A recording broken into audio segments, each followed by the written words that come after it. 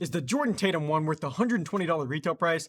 This might be my favorite shoe of the year so far. Let's go. And what happened to superstar Jason Tatum? Obviously, Tatum is out of club superstar. That's a man's jam! Jason Tatum! Oh my! There was one superstar on the court last night, and his name was Steph Curry, not Jason Tatum. And weaving his way to the basket. Oh my goodness! Being a star is fine, but there is a definition to being a superstar.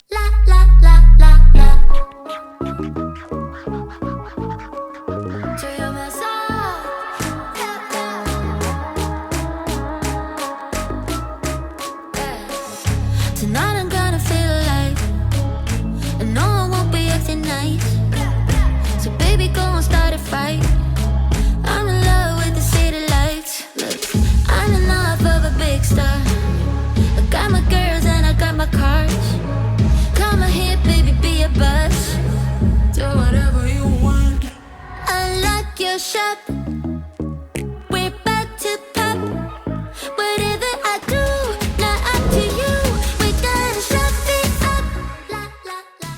Welcome back to our channel. Today we'll be looking at all the different performance aspects for the Jordan Tatum 1 by testing out the cushion, traction, support, and more. But first I'll go ahead and touch on some of the basic info. So the retail price is going to be set for $120. That's not bad at all to start off a signature line, and Jordan Brand has like a few athletes kicking off their line right now, because we know that Zion's on the 2s, and pin that because I mean, if he doesn't get healthy, he may not be having too many more shoes roll out. But I mean, the Luka ones just dropped not too long ago for $110. So, I mean, I do like the price range on that the Tatums have anyways. But now we can go ahead and move on to the appearance, and we'll just hit on that really quick. And I'm not sure how you guys like initially felt about the design. I've always kind of been with it, but I know that like whenever the initial images came out, a lot of people had something to say about like, you know, this little wing that runs up the side of the shoe.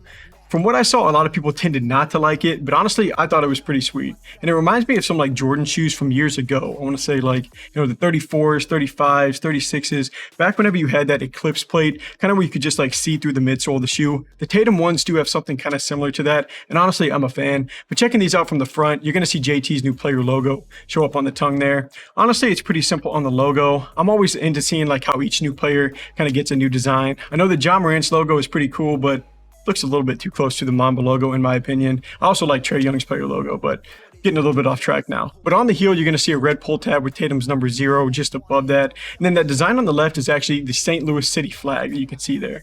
And I have to take a second to shout out the colorway. JT's actually from St. Louis, Missouri.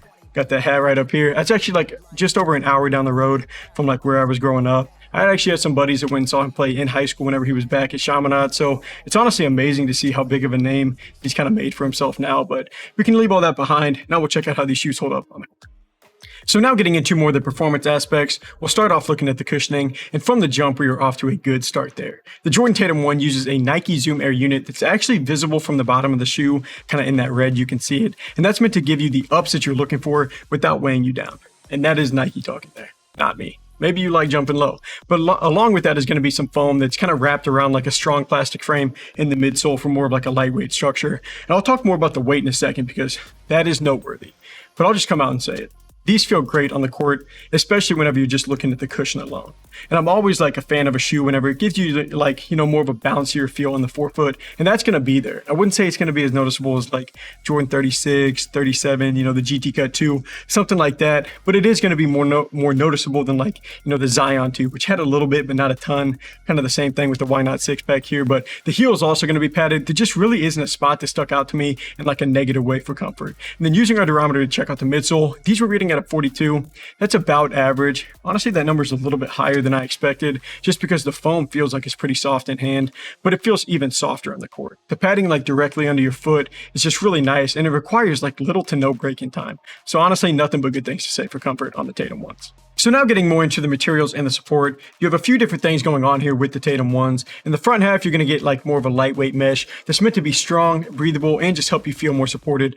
But scratch all that for just a second, and let's focus on that first part. So as a guard, you know, in general, I like to play in lighter shoes. That just scientifically allows you to move around a little bit quicker. And this is one of the lightest basketball shoes that I've ever played in. The size 10.5, weighing only 352 grams. And you can just tell, like, these are going to be light as a feather from the second that you pick them up, and they're going to be just as light on the court as they were in hand. Like, I was a little bit concerned at first because, to be straight up, you'd probably expect this to be like a $60 budget-friendly shoe just because of the weight. Like, picking them up, they don't feel like they put, nearly anything into this model.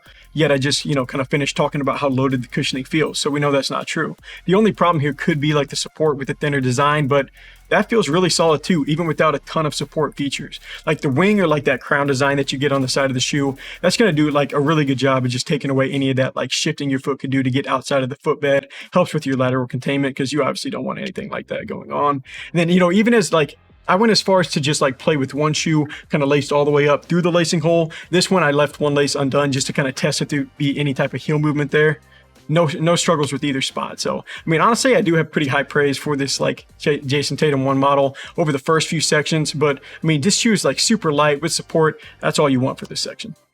Finishing off with the traction, I mean, just by looking at the setup, you can tell it's going to be a little bit different. You don't even have like the whole surface area of the shoe because like you have those air zoom units that are being exposed. But the pattern is just going to be like some wavy lines, not exactly like an organized setup, but I mean, I've only played in them a few times, but I mean, so far I'm liking them for sure. I will say there is some minor sliding, but I mean, the court that I play on it was a little bit dirty lately, which leads me to B, I probably just need to play in them a little bit more, but I can tell you the potential is there, like if nothing else. And doing our squeak test, you can just hear them making a ton of sound, or not a ton of sound, but they're making some noise. I feel like translucent outsoles just tend to be a little bit louder, and they also usually feel good indoors, and the Tatum one at a minimum is going to feel good there. I mean, outdoor use, I mean, the impact protection is of course going to be more than good enough. The traction will lose a little bit of that bite if you plan on using them indoors and outdoors, but if you pick a side, they should work good for either. And then to finish off with sizing, I went true to size, but the first time I accidentally ordered a size 12, and those, you can imagine, were way too big. But that was an accident though, so I sent those back and I got my normal size, and those ran a little bit big too. So the width is going to be, standard, although I wouldn't call them wide, so keep that in mind, but they do run a little bit longer. That makes the sizing somewhat tricky, because especially for wide footers, so just be cautious there. But I mean, overall, if you can't tell, I love the start to Tatum's new line. Like, he's been making a name for himself with deep playoff runs. He's starting to find himself in like the MVP conversation. Definitely trending upwards as a player, and so is his shoe. I mean, super comfortable, supportive, good traction, and my favorite part, just stupid light. So is the Jordan Tatum 1 worth the $120 retail price? No doubt. Thank you guys for taking some time to watch. Feel free to throw us a follow or a sub if you like this video. And if you're interested in buying the Jordan Tatum 1 and you want to support our channel, just click the link here on screen, or we have links down below or in our bio. Feel free to check that out. But until next review, I'm Landon from Shoewear. Peace.